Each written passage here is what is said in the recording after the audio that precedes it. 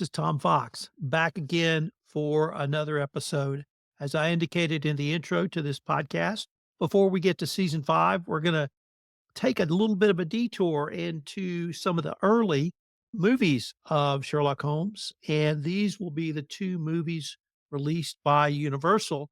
And I'm absolutely thrilled to have back Adam Graham, the host of the Great Detectives of Old Time Radio podcast. Adam, I can't thank you enough for taking the time to visit with me on our joint love of Sherlock Holmes. I'm so glad to be here, Tom, and was really fun to have an opportunity to rewatch these films because I generally don't get a huge opportunity to watch stuff unless it's for a work or a project. And so this gave me a really good excuse. Adam, although you've been on the pod before and we've done a couple of pods together since we met at Podfest, I wanted to ask you to remind the audience about your background as an independent podcaster. And I just found out you've got a huge anniversary coming up. Yes, it's the 15th anniversary of the launch of my biggest podcast, which is The Great Detectives of Old Time Radio, which was not my first podcast. I had been working on there had been a website, a new podcast startup in 2007, and I had become aware that Dragnet radio programs existed. And I bought a disc full of really poor quality Dragnet radio episodes, but they were listenable and the plots were great. And I thought, let's go ahead and start a podcast around this. And so I started out, fumbled through, but people enjoyed it and were all suggesting other programs that we might do. And I didn't think any of them would work as like their own podcast. And so then in 2009, I came up with the idea, okay, we'll go ahead and we'll do one podcast, we'll do one show per day, and we'll go through a series from start to finish and, and just first available to last available episode. And I started that in 2009. And in some ways, you don't really think long term when you start something like that, because essentially in the first year I did 260 odd programs, and then the next year 260. And then we went to 6 days a week, and we're doing 300 odd episodes a year. And now I look around and I've got more than 4,600 episodes in the archives. It's like, how'd that happen? So that's been the way it's gone. And we've had just a lot of different downloads and just been able to attract an audience over the course of that long period of time. Adam, I'd like to transition over to Sherlock Holmes, Conan Doyle, and all things Holmesian. And I'd like to maybe start with asking you, why do we have this enduring appeal literally 90 plus years after the first movies were put out, starring or featuring Sherlock Holmes as a movie character, as opposed to the short stories, the printed word, or even your passion around great detectives of old time radio? I think all of them have got their appeal. The stories themselves, continue to be popular. In some ways, I think there are two reasons. First, there's the fact that Holmes continues to be imitated. There are so many detectives that you can look at and you can say, "Ooh," it's like a Scooby Doo mask. You pull off enough masks and go, oh, there's Sherlock Holmes with stuff added on. You could take a look at, you go back to the 1930s and you've got Nero Wolfe, who in many ways you wouldn't have Nero Wolfe without Sherlock Holmes. You go even further into the 21st century, you watch television, you take a look, Adrian Monk, there's another character whose roots obviously go to Sherlock Holmes. So the fact that he keeps getting copied and that Sherlock Holmes is the source character. But I think the other reason, because there are other mystery or other characters in literature who were the basis or inspiration, and only the most nerdy people in the particular area know about him. I think it's that the fact that the original stories are so good and are written so well. The short story formats, even the serialized novels of something like The Sign of Four or The Hound of the Baskervilles. There, there's far less that is really hard to penetrate than you would normally expect of stories that are 150 years old at 140, 150 years old. So that's the big thing that I think keeps people interested in all things Sherlock Holmes. There's a never ending stream of new Sherlock Holmes material and stories because they really are that good and that enduring. And I think in terms of film adaptations, these do stand out. I think Rathbone and Bruce are not perhaps as popular as they might have been in a previous generation, but particularly in these two films, you have some really strong team, strong direction, and a really good budget. And I actually think that the cinematography in both these films really serves them. The black and white just works great in a way that few other things do for establishing the atmosphere and feel. So there's a lot that goes into these movies that makes them work. So I'm gonna take a short break here so I know where to edit. So I'm gonna go. That really leads to going into one of the movies themselves. I'm gonna start with The Hound of the Baskervilles because that was the first movie. It was a Universal picture who in the '30s was known as the Monster Movie Studio, and they did atmosphere, as you suggested, fabulously. But The Hound of the Baskervilles, to me, is one of the most atmospheric movies I can imagine, and I don't know if the first actor you see play a character you love is always your favorite, or if Basil Rathbone is really that good. And so that's maybe, where I wanted to start. For me, Basil Rathbone is Sherlock Holmes, although we've had wonderful actors play him, um, literally up till today. How do you feel about or how do you maybe even assess Basil Rathbone as Sherlock Holmes? I think that in many ways he established a I think you've got a point about him being the definitive actor, certainly for many generations.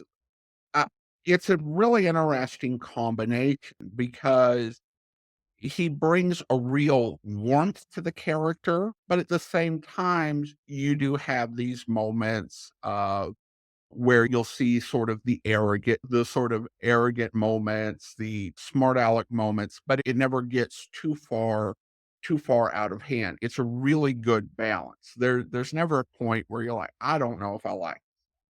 I think that he managed so it's a very likable performance. It's warm, but at the same time, you definitely he manages to portray the wheels turning. He is great in terms of when when a Sherlock Holmes calls for some action, because he had that really strong background as someone who could handle the physical acting. He was one of Hollywood's greatest fencers.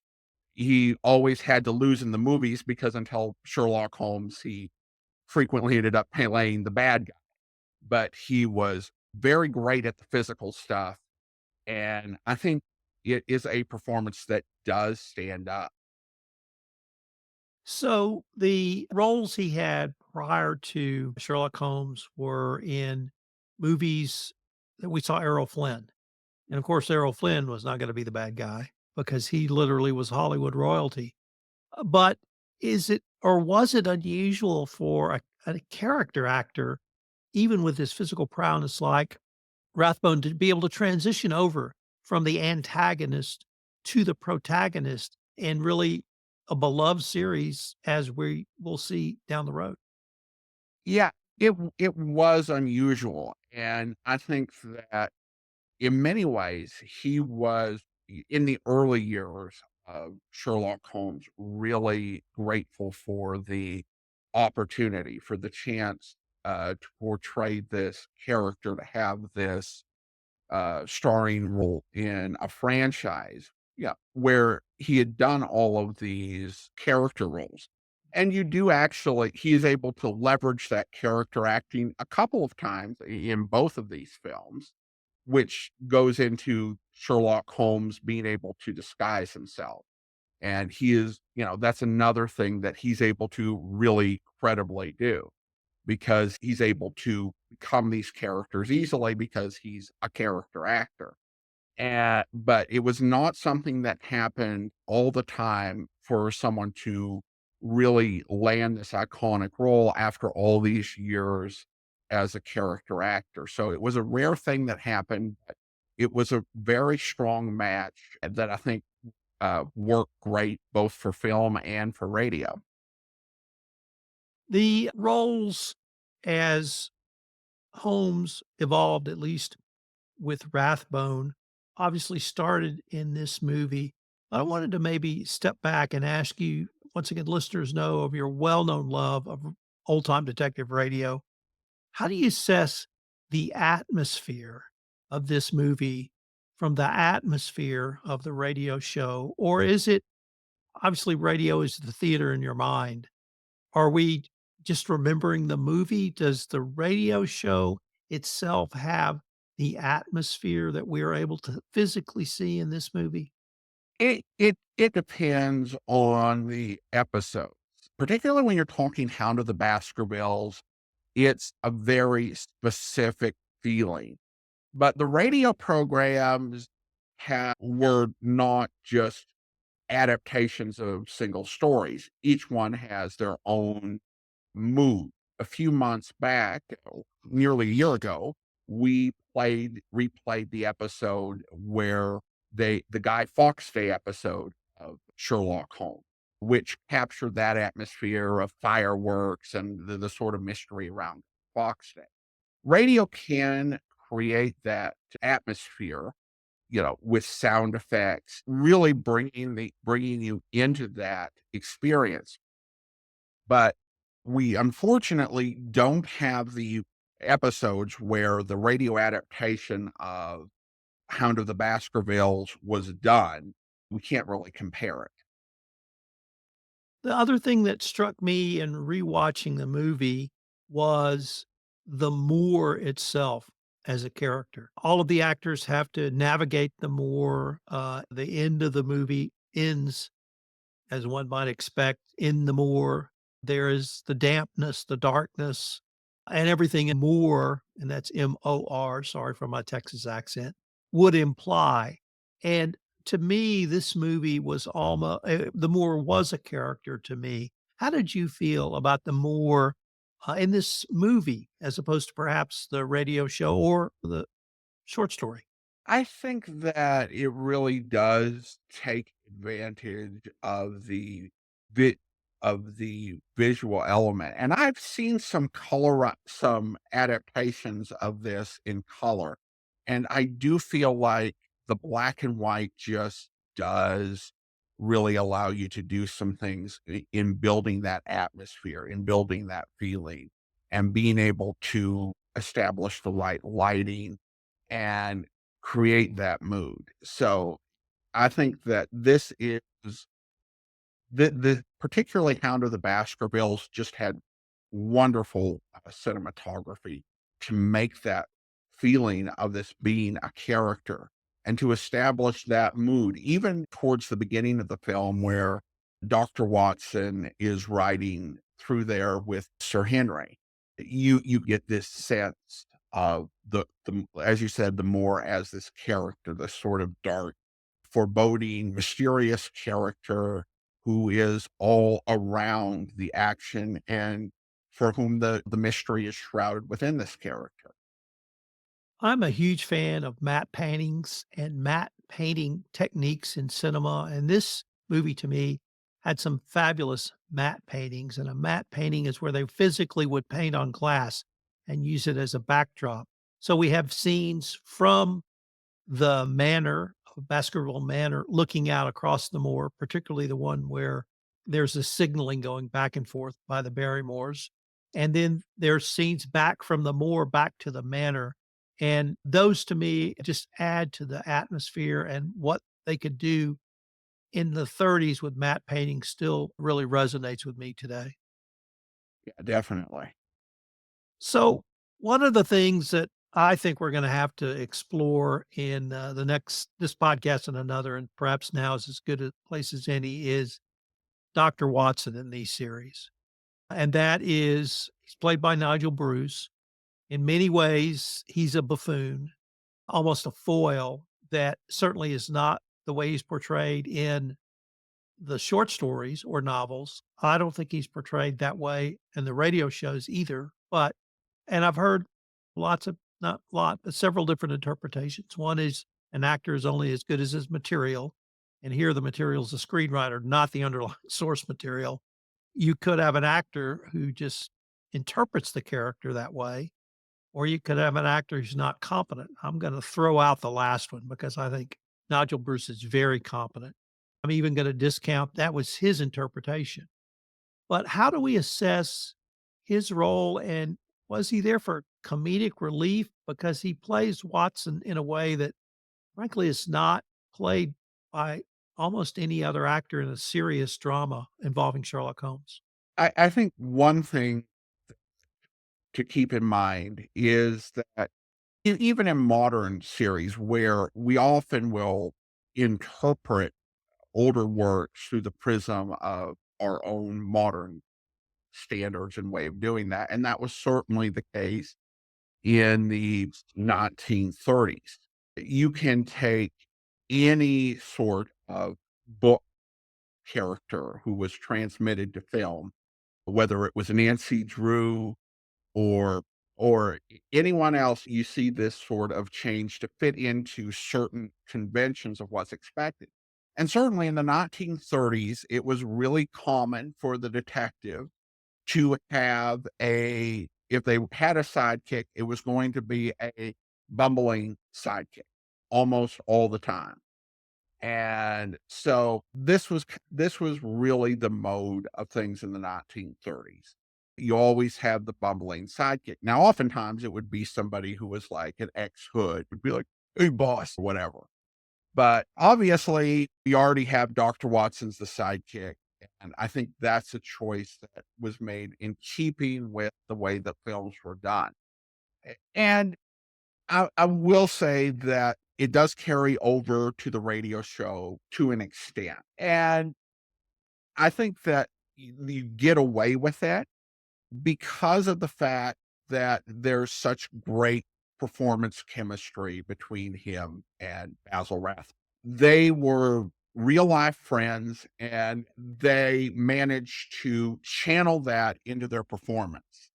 And he manages to make this he might be a bumbler, but he's a very lovable bumbler. And so it was something that certainly the audiences of the time embraced, and they didn't really see a need to adjust it. And I one thing I was thinking about when I was considering this is if you read the novels, if you approach them or the short stories, you might come away with the idea that Watson was a bumbler because Holmes said stuff to that effect. But Watson was certainly not a bumbler in the books. It's just that Holmes is a genius and has some moments of exasperation with mistakes Watson makes, like in stories like The Solitary Cyclist. But I think that it's a choice, in this case, really dictated by the way that Hollywood made films and the way that movie sidekicks were in the 1930s.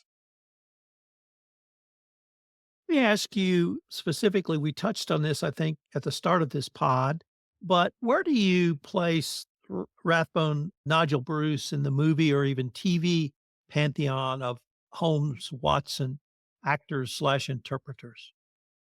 I think for me, it goes they go they go pretty high. I do respect a lot of the interpretations. There have been some very solid, certainly Jeremy Brett did a fantastic job over Granada Television in the 80s and 90s. I think that there's a bit of a sweet spot with where the Basil Rathbone and Nigel Bruce emerged. It was the 1930s and 40s. We were at a point in the late 30s, we got past some of the more melodramatic and less technically proficient earlier Holmes films. And we also but we were still close enough to the Victorian era to really have sort of a feel for it where they were able to relate close to in a way that seemed authentic to the way Sherlock Holmes and Dr. Watson lived and thought. I think as we've gotten further away from it, while there's some things that really do commend modern interpretations, I think there are some things that I do enjoy about, say, the series Sherlock. It feels like it's more of a modern spin than something that's authentic to the type of stories that Doyle were telling. So if you like that authenticity, I do feel, and again, I think the warmth, they really do rank right up there near the top. Adam, unfortunately, we are near the end of our time for this episode. But before we leave, I wanted to ask you if our listeners wanted to find out more information about the great detectives of old time radio, where can they go? It's really simple. Just go to greatdetectives.net. We're currently doing 6 episodes a week, and there's link to other podcasts, other old time radio things we're doing. Yeah, just go to greatdetectives.net. All right. So, once again, I'm going to take a 5-second silent count and we'll move over to the adventures.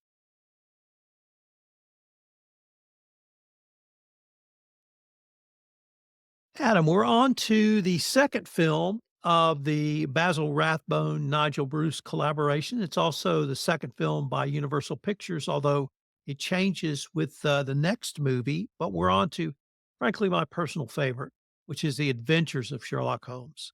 I just thoroughly enjoy this movie. It had everything I wanted in it. It has music, it has song and dancing, it has great detective work, it has a murder mystery, it has a deliciously evil villain played by George Zuko in one of my favorite roles. It's got some pretty funny comedy for me being married to an English girl. It's exactly how they see things in a scene with Nigel Bruce as Dr. Watson. So I wanted to maybe ask you, how does this movie of Sherlock Holmes sort of fit into your pantheon? Do you have that love for it, or do you see it as something perhaps different? I really do enjoy this one. I think that now you do talk about the later films, they move forward to Sherlock Holmes and Dr. Watson existing in the 1940s for various reasons. So this is the second and last one we get with them in that authentic setting, and there's so much I enjoy. I think that you're right. George Zuko is a fantastic Moriarty. The way that he's just sitting there, cool, writing as if he's annoyed while he's sitting in the dock waiting to find out his fate because he knows that he's gotten away with the crime that he's been tried for at the start of the film. And all of the little touches in there. I enjoyed this one probably more than Hound of the Baskervilles. It's such a treat, and it manages to pack so much into it's a 82-minute film, I believe, 82, 84, something like that, and it's just, again, so much fun and really one of the best Sherlock Holmes films that I could recommend. This one I thought had the best screenwriting of the entire series, both the Universal Pictures and the later Fox Pictures. But I wanted to ask you about the actors themselves and what we saw. So I mentioned singing and dancing. Does a bit of that. I think he had a body double for part of that scene when I looked at it several times. But he's up there shaking a leg, basically. And Nigel Bruce plays this, to me, hugely comedic scene where he's pretending to be a dead body on a London street and has an encounter with another Londoner walking down the street asking if he needs help. But did to me, those showed the range of acting abilities of both of those actors. And in our last podcast, I talked about how I felt they were both incredibly talented actors. And this movie really showed their talents in a variety of scenes and settings for me. Any thoughts on the two actors as consummate professionals? Really, I think you covered a lot of it. Again, with Basil Rathbone, that all of that training, I think he enjoyed his work on Sherlock Holmes best when he got to branch out into doing other things that were part of his training. In this case, the whole he did, which was this lovely song I about by the seaside. And I found out the interesting factoid about that was that the story is set in 1894. The song was written in 1907. So it would be like if you made a movie set in the '70s and they stood up and sang Thriller, but it worked great in the context of the film. It was delightful, and you have the singing, but then you also do have a big final confrontation with Moriarty, which is a very physical scene, which he carries off really well.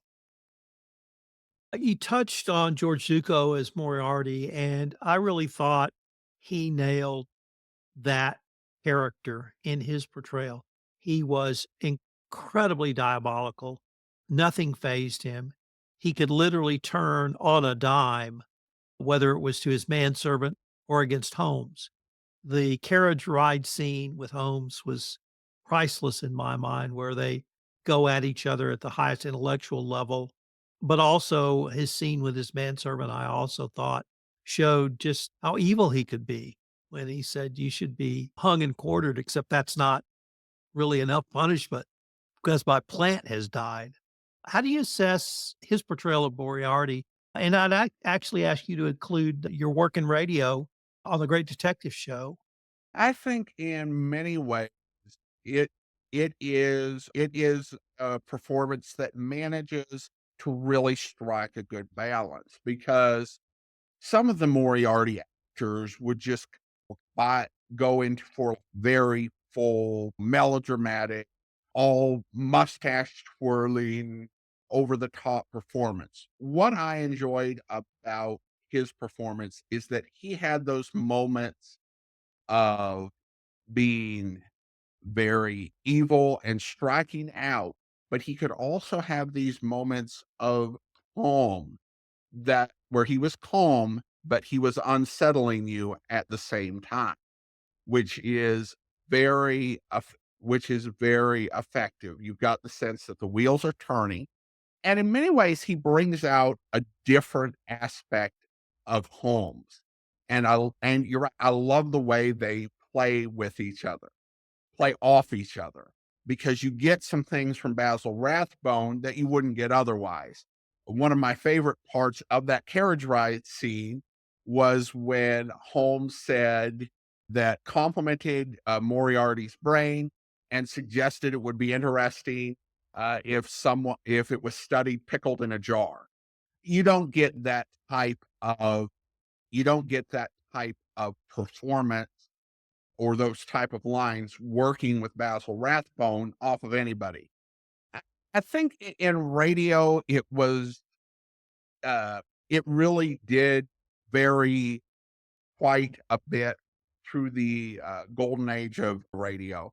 Rarely would you have a regular Moriarty actor. It would just because throughout the golden age of radio, it's just, yeah, sort of we had this sort of random adventure here and that sort of random adventure in that year. And Moriarty would show up and they just grab some actor. And there were very few of those that stood out. Orson Welles did actually play Moriarty in in the adaptation of The Final Problem with Sir John Gielgud. And I have to say that Wells went a lot more bigger, more melodramatic. And many of the modern interpretations of Moriarty have veered into another direction. I think of Jim Moriarty and Sherlock. And when I saw that, I was like, okay, you're not Heath Ledger playing the Joker. So I think that character in more modern days has gotten skewed by the way a lot of other villains are portrayed. But George Zuko, I think, really does capture this this nature of being very calculating, but able to really turn sinister on a moment's notice. And it's very unsettling, and it just makes for a great performance and brings out the best in our hero in the end. This movie was not an adaptation of a short story, and I forget the credited screenwriters on it, but I thought this was one of the best screenplays of any Sherlock Holmes movie I had seen, up to and including Hound of the Baskervilles, because of the mystery involved. A delicious mystery involving a murdered father 10 years ago, brought forward 10 years by only a brain such as Moriarty to, if not confuse Home, to distract him and have him unravel both mysteries. Any thoughts on the story itself in this movie? I think it's a very cunning it's a cunning story, and it manages to give Moriarty it shows Moriarty's nature and his ability to read Holmes in going for this whole idea of distracting him from Moriarty's real objective by setting up, like, a puzzle for Holmes to play with. It shows the sort of genius of Moriarty, and I think that as a plot, it works. It's certainly pretty advanced for what you would see in most 1930s films. And I've seen a few of the A films of the era, and you don't have that sort of complexity. So this is something that's probably influenced a lot of the other mystery films we've seen going forward. And honestly, it did influence certainly at least some of the radio writing. I was just listening to a program today when I was out and about, where the writer of the radio program kind of ripped off the whole premise of the film, with Moriarty setting up one crime as a puzzle to keep Sherlock Holmes distracted while he plotted to steal a jewel. It's like, I wonder where you got that idea from. So this was a very solid, is a really great plot that I know a lot of people have found inspiration for their own works down the road. Where do you see this movie in the Nigel Bruce, Basil Rathbone canon? Uh, Recognizing we talked last episode about the Hounds of the Baskerville, where does this one fit for you? Oh, this is number 1. This is the best one that they did, because you've got the great acting by George Zuko. You've got a very solid cast. You've got Ida Lupino in an early role. So this is great music, and this was before they made the lower budget films. And this is really, in terms of overall satisfying film watching experience, this is the best one. You bring up a couple of great points there, Adam. One was you're absolutely right. This was the last of the A budgeted Sherlock Holmes, and it clearly shows. And I just have to say, Ida Lupino was one of the most beautiful actresses in Hollywood, and this is a town of beautiful actresses. And she was as beautiful in this role as Anne Brandon, I think was her character's name, as any other actress I've seen. I absolutely loved her work throughout the 40s till she became a director and producer. So shout out to Ida Lupino for this early film for her as well. Adam, we unfortunately are near the end of our time for this episode, but before we leave, I wanted to ask you if our listeners wanted any more information on the great detectives of old time radio, where can they go? They can go to my website, greatdetectives.net. We have all the shows posted, and links to the other old time radio podcasts we're doing as well. You've got an anniversary coming up. Tell our audiences about that. Yes, next month we will be or depending on this goes out, it will be towards the end of October. We'll celebrate the 10th anniversary of the first regular episode of Great Detectives of Old Time Radio going out. We'll have a special that we're planning for October 20th, where I will play the first four episodes that we did and offer additional comments and critique my past self, which should be fun. You're a brave man to do that. I cannot. I can barely stand to watch and or listen to my early podcast. Kudos to you for doing that. Adam, as always, it's a pleasure and just a joy to be able to visit with you about our joint love of old time detectives. It always a pleasure to be here, Tom.